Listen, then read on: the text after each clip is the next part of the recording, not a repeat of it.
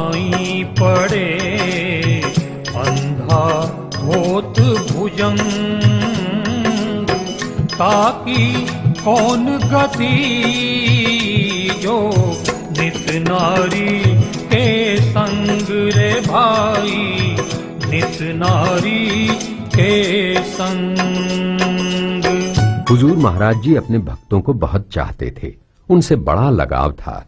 उन्हें अपने प्रेमियों को ऐसी बात के लिए मना नहीं करते थे महाराज जी। एक बार एक नामदान ग्रहण की हुई उच्च कुलीन बहन ने महाराज जी को अपने घर आने का निमंत्रण दिया। महाराज जी न सिर्फ उसके घर गए बल्कि वहां सत्संग भी किया। सत्संग समाप्ति के बाद उस बहन ने हाथ जोड़कर महाराज जी से निवेदन किया, महाराज जी, आप मेरे पति की शराब छुड़ा दीजिए, मैं आपकी जिंदगी भर एहसानमंद रहूंगी। इस बहन जी की बात सुनने के बाद महाराज जी ने उसके पति को बुलाया और बोले, भाई मैं तेरी शराब नहीं छुड़वाऊंगा, परंतु लोक लाज के वास्ते तेरे से एक प्रण जरूर करवाऊंगा। कैसा प्रण महाराज जी? जब तक मैं तुझे नजर आऊंगा तू शराब नहीं छुएगा। महाराज जी की बात सुनकर उस आदमी ने सोचा कि महाराज जी तो आधा एक घंटे सत्संग करके चले जाएंगे, इतनी देर अगर मैं शराब नहीं पीऊंगा तो क्या फर्क पड़ता है, उसके बाद मैं आराम से शराब पीऊंगा। ये विचार करके उस आदमी ने महाराज जी को वचन दे दिया।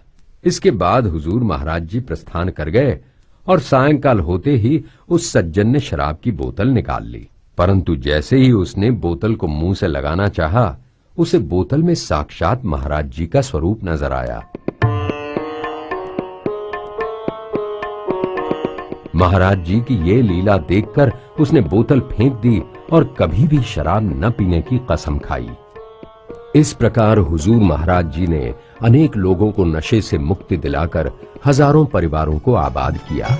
पीना बुरा शराब का भ्रष्ट बुद्धि हो जाए, खराब करे दिमाग को, यह है बुरी बलाएं रे भाई, ये है बुरी बलाएं। हुजूर महाराज जी के दरवाजे से कभी कोई खाली नहीं गया, जिसने जो चाहा उसे वही मिला। मांगने की बात को लेकर हुजूर साहब कहा करते थे, तुम लोग संतों के पास मांगने आ जाते हो, परंतु तुम लोगों को कुछ मांगना भी नहीं आता। अरे भौतिक वस्तुओं की चाह छोड़कर संतों से भजन सुमरण मांगो, फिर देखो कैसे तुम्हारा बेड़ा पार होता है। मैं गारंटी वाला महात्मा हूं, मैंने फकीरों का सत्संग किया है। तुम लोग सावधान पहुंचने के लिए 12 महीने नियम से अभ्यास करना, ब्रह्मचर्य का पालन करना और खुद कमा कर खाना। इसके बाद अगर तुम प्रकाश और शब्द में नहीं चले जाओ तो मेरा नाम बदल देना। झंझट सब झटपट मिटे, कटे 84 फंद, गुरुमुख निर्भय दे बना, कहता तारा चंद रे भाई, कहता तारा चंद। बड़माले आश्रम की स्थापना के कुछ समय बाद ही एक हरिजन ने मात्र 1000 रुपए में 5 प्लॉट हुजूर महाराज जी को दे दिए। उस जमीन पर 1966 में कमरों का निर्माण प्रारंभ हुआ। 1972 तक कई कमरों का निर्माण हो गया।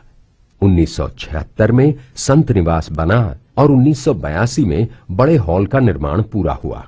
इसी संत निवास में अब राधा स्वामी के एक भव्य मंदिर का निर्माण चल रहा है।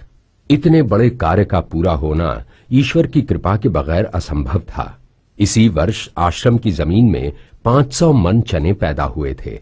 उस साल चनों का भाव आसमान छू रहा था। महाराज जी ने ये चने 1 लाख रुपए में बेचे और ये काम बगैर किसी समस्या के पूरा हो गया। आए को भोजन मिले, कमी रहे कुछ ना, सोने का प्रबंध रहे, सत्संग घर के माय, सत्संग घर के माय, आश्रम तैयार होने के बाद हुजूर साहब ने जब इस आश्रम की रजिस्ट्री अपने सदगुरु अरमान साहब के नाम करानी चाहिए तो अरमान साहब ने साफ मना करते हुए कहा, अगर रजिस्ट्री मेरे नाम कराई तो मेरे अन्य शिष्य भी इसमें अपना हक मांगेंगे। मैं नहीं चाहता कि तेरी इतनी मेहनत पर पानी फिर जाए। मैं तुझे डूबने नहीं दूंगा। तब हुजूर साहब ने अरमान साहब के कहने पर आश्रम की रजिस्ट्री राधा स्वामी सत्संग दिनोद के नाम करवा दी। गुरु सेवा में कर दिया अर्पण तन और मन, तारा चंद निर्मल भया सारे मिटे विघन रे भाई, सारे मिटे विघन। हुजूर साहब के सत्संग का दायरा धीरे धीरे बढ़ता जा रहा था। दिनोद व आसपास के गांवों में सत्संग के बाद अब हुजूर साहब के पास बंबई, कलकत्ता, अहमदाबाद, सिलीगुड़ी, गैंगटॉक व दार्जिलिंग आदि स्थानों से भी सत्संग के लिए आमंत्रण आने लगे थे। उन्हीं दिनों बंबई से कुछ लोग उनके पास सत्संग का न्योता लेकर आए। हुजूर साहब बंबई जाने से पहले अरमान साहब के बुलाने पर उनसे मिलने जुई उनके निवास स्थान पर गए तो अरमान साहब ने इनसे कहा, तुम अभी बंबई मत जाओ, क्योंकि परसों 4:30 बजे मैं राधा स्वामी धाम जाने वाला हूं। आप ये कैसी बातें कर रहे हैं महाराज? आप तो एकदम स्वस्थ नजर आ रहे हैं। भगत, तू हमेशा बच्चा ही रहेगा। बेटा, अपने संत समाज में इसी प्रकार शरीर का चोला छोड़ते हैं। पर महाराज, इतनी जल्दी भी क्या है? अभी तो आपको बहुत काम करने हैं। मुझे पता है मेरे जाने के बाद से तुझे दुख हो रहा है, परंतु संतों के लिए मोह अच्छा नहीं है। मेरे बताए नियमों का अच्छी तरह पालन करना। तुम्हारा सतगुरु हमेशा तुम्हारे साथ रहेगा। मेरे मालिक महर्षि शिवव्रत लाल जी का बुलावा आ चुका है। मुझे तो जाना ही होगा। आपका अंतिम संस्कार कहाँ होगा गुरुवर? जहां इस गांव के दूसरे लोगों का होता है, उसी शमशान घाट में। अब तुम जाओ और परसों आ जाओ। बड़े ही भारी मन से हुजूर साहब वापस दिनोद आ गए और 2 दिन बाद आश्विन माह की नवमी के दिन हुजूर साहब हवलदार धन सिंह, ओम प्रकाश ढांडा, मनीराम कुंगड़िया, फूलाराम, ओम प्रकाश ढाणी माहू और रामकिशन चंदाबास को साथ लेकर जुई अरमान साहब के घर जा पहुंचे। अब तक अरमान साहब नहा धोकर अपने समाधि स्थल पर बैठ चुके थे। हुजूर साहब ने जाते ही जैसे ही उन्हें दंडवत किया, अरमान साहब ने राधा स्वामी कहकर समाधि ले ली।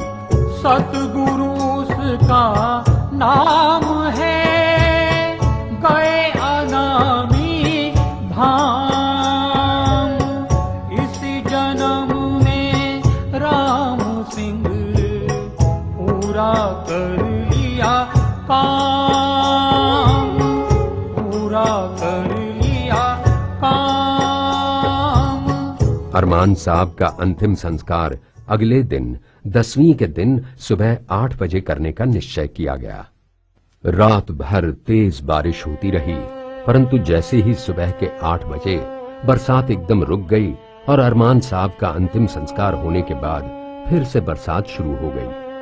गांव के सभी लोग कुदरत के इस नजारे को हैरानी से देख रहे थे। लोगों को मानना पड़ा कि अरमान साहब साधारण पुरुष न होकर दिव्य पुरुष थे। काम तुम्हारा दिन ब दिन बढ़ता जाए दिन रैन, यही दुआ अरमान की हरदम रहे सुख चैन रे भाई, हरदम रहे सुख चैन। हुजूर साहब के सतगुरु अरमान साहब की बड़ी इच्छा थी कि भिवानी में राधा स्वामी मत का एक आश्रम बने। इस बात के ध्यान में आते ही हुजूर महाराज जी ने अपने गुरु भाई रतिराम के समक्ष इस बात का जिक्र करते हुए भिवानी में आश्रम के लिए जगह तलाशने की जिम्मेदारी सौंपी। हुजूर साहब की इच्छा थी कि अगली पूर्णमासी को होने वाला सत्संग भिवानी के आश्रम वाली जगह पर ही हो, और उनकी ये इच्छा पूरी भी हुई। एक बार जगह लेने के बाद इस आश्रम का निर्माण कार्य आरंभ हुआ तो धीरे धीरे एक विशाल सत्संग हॉल, भंडारा स्थल, बगीचा व सैकड़ों कमरे बनते चले गए। कहते हैं कि इस आश्रम के लिए कभी भी हुजूर महाराज जी ने किसी के सामने झोली नहीं फैलाई। राधा स्वामी दयाल की कृपा से हर कार्य अपने आप होता चला गया। बिन मांगे मोती मिले, मांगे मिले ना भीख, मांगन से मरना भला, यह सद्गुरु की सीख।